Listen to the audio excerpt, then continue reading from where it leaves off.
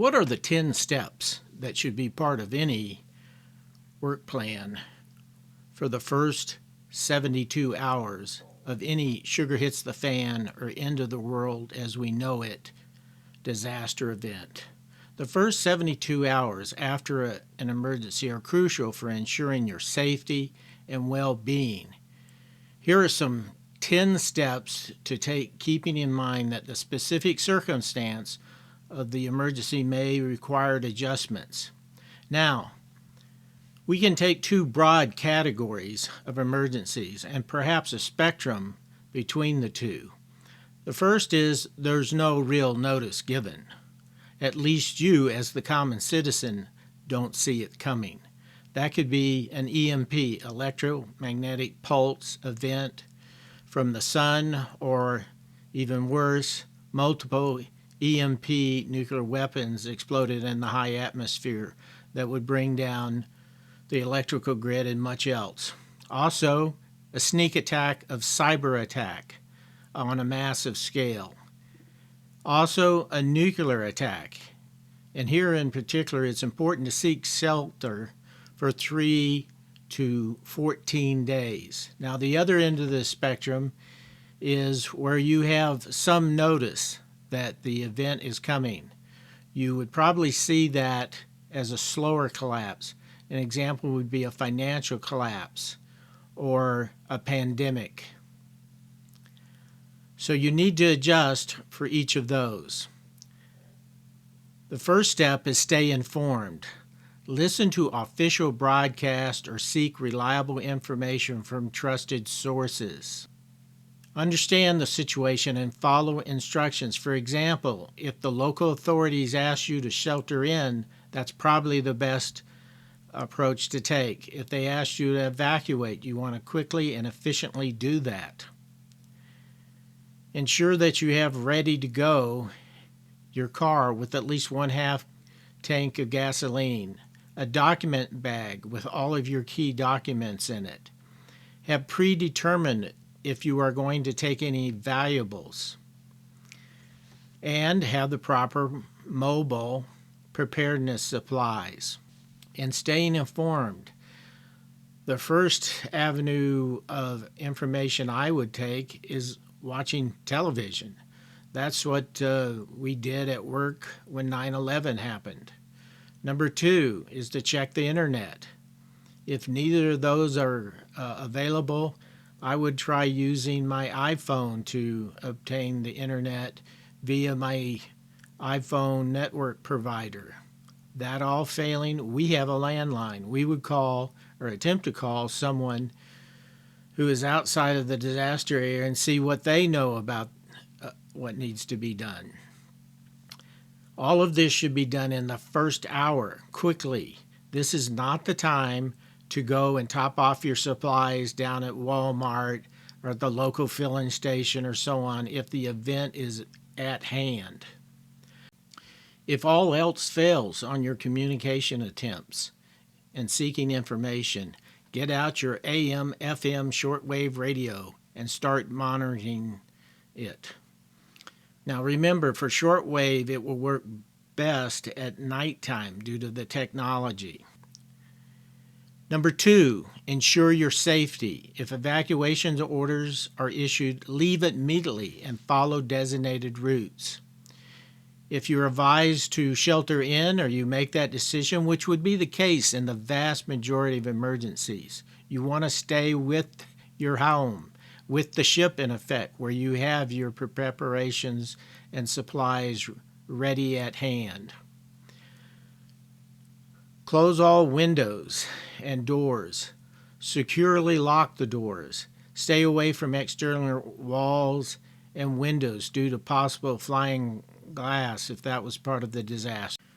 Now, if the situation is so grave that you're going through these 10 steps, it's time to cowboy up, to armor up.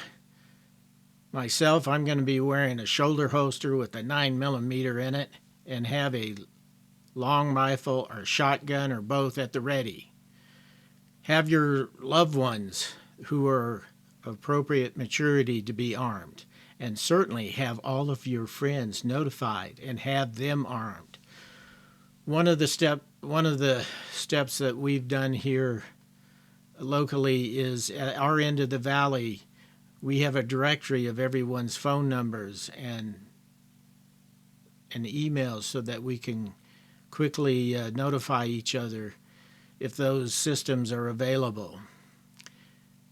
You don't know if something's going to happen or not, but if something threatening happens, it could be quick, and you have to make decisive decisions. You have to be at the ready.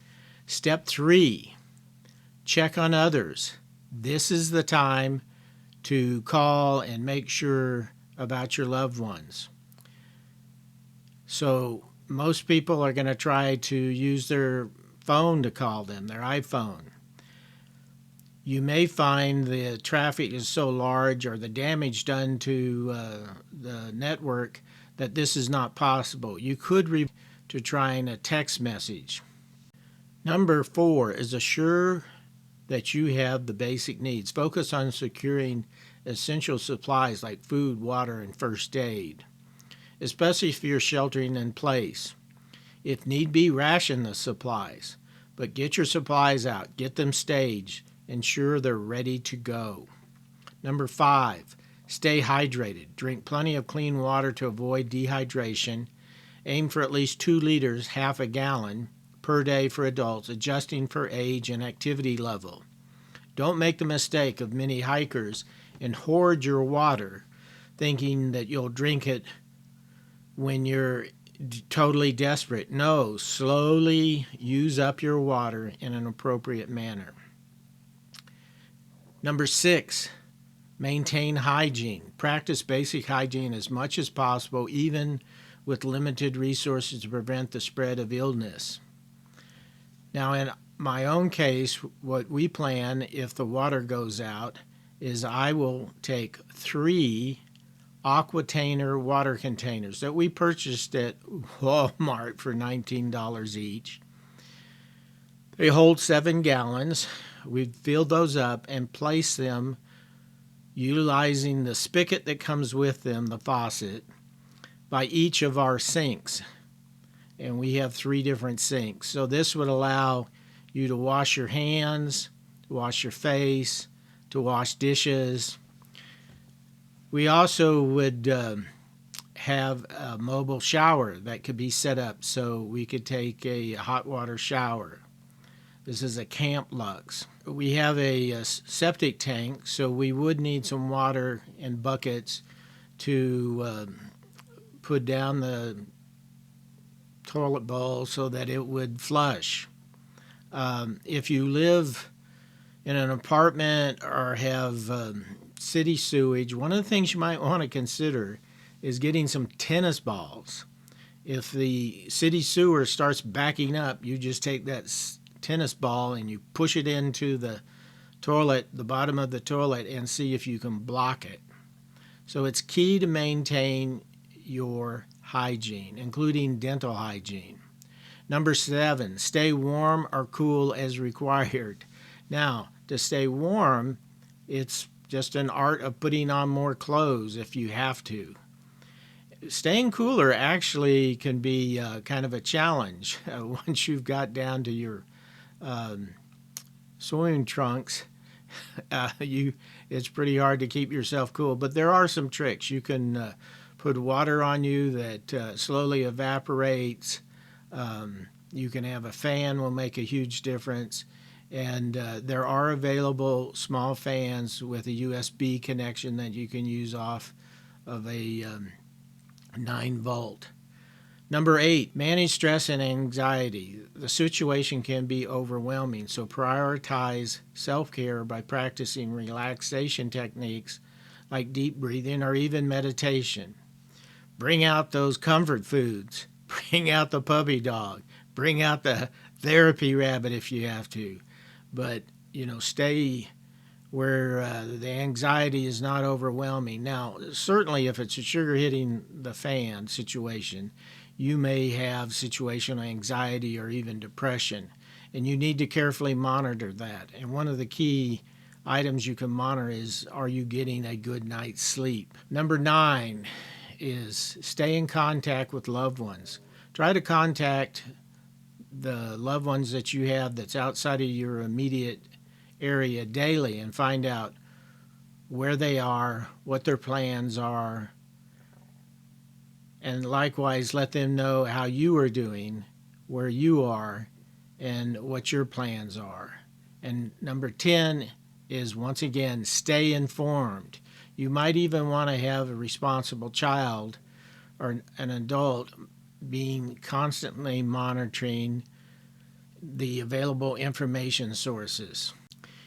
If you've benefited from this video, please click like and subscribe. It helps the channel and it helps the community. Be prepared.